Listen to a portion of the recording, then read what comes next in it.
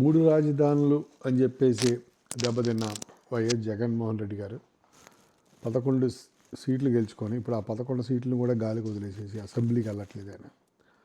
ఇప్పుడు కూర్చొని ఇప్పుడు మూడు రాజధానులు అంతా పక్కన పెట్టేసి ఇప్పుడు ఏదో అమరావతి, ఆ తర్వాత అమరావతి కాకపోతే విజయవాడ, ఏదో ఒక రాజధానిలో ప్రపంచంలో వాళ్ళు ఏదో సుఖంగా ఉంటే ప్రజలు అలా వచ్చి మా విగన్ ఇది నా అజెండా, నెక్స్ట్ ఎన్నికలకి నేను మా విగన్ రాజధానిగా వెళ్తాను, మీరు అమరావతి రాజధానిగా రండి ఇది అని చెప్పి కొత్తగా ఒకటి మొదలుపెట్టాడు. ఈసారి 11 సీట్లు వదిలిపెట్టిన ఆయన రాజకీయాలు కూడా వదిలిపెట్టాల్సిన పరిస్థితి వస్తుంది. ఎందుకంటే ఆయన ఏమంటాడు, సోకాల్డ్ అమరావతి అంటాడు. సోకాల్డ్ అమరావతి రాజధాని కాదు, విజయవాడ రాజధాని అంటాడు. అమరావతి రాజధాని గవర్నమెంట్ గెజిట్ వచ్చినప్పుడు, మీకు అఫీషియల్గా అనౌన్స్ అయినప్పుడు అమరావతి అనేది లేదు, సోకాల్డ్ అని ఎట్లా అంటారు? నెంబర్ 1.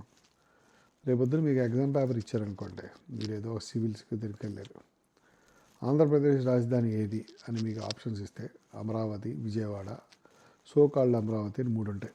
మీరు ఏది టిక్ చేస్తారు? సోకాల్డ్ అమరావతి అని టిక్ చేస్తే మీకు 0 మార్కులు వస్తాయి.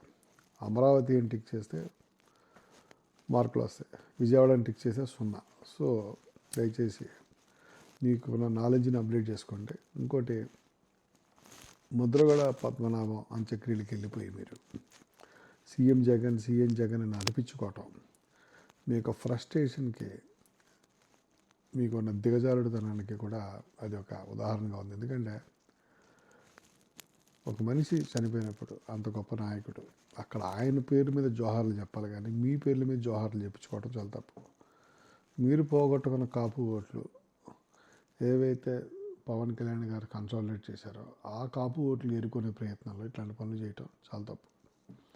ఇంకోటి, ఆంధ్రప్రదేశ్లో సనాతన ధర్మ సంస్కృతిని ప్రోత్సహించండి కానీ ఈ రకంగా ఇంకా కులం ఓట్ల కోసం, లేకపోతే వెనకబడిన వాళ్ళ ఓట్ల కోసం ఇట్లాంటి దిక్కుమాల ప్రయత్నాలు చేయొద్దు. ఆంధ్రప్రదేశ్లో ఎంతోమంది గొప్ప వాళ్ళు పుట్టారు. ఆంధ్రప్రదేశ్ని కుల రాజకీయాల రాష్ట్రంగా మార్చొద్దు.